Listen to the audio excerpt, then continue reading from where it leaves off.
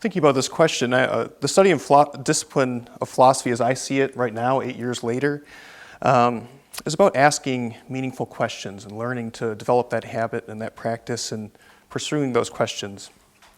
Questions can be powerful drivers of thought. Even simple questions like, what is this, why, or why not, can provoke new thinking and new reflective action. Questions can be disruptive, subversive, and even as annoying as a gadfly. In general, I want to start with this premise. Human beings avoid thinking if they can afford it.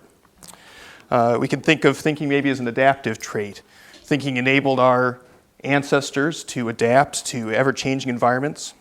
And like other living organisms, if we have a bias for equilibrium in our environment.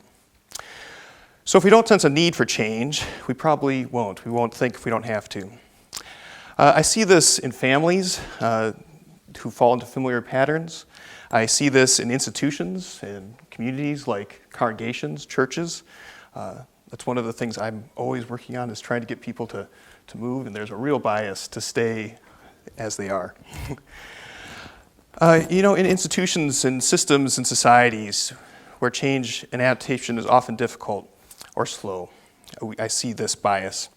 So if there's no stimulus to change our habit of thought or our ways of thinking, our ways of being, we'll probably try and stick to the status quo.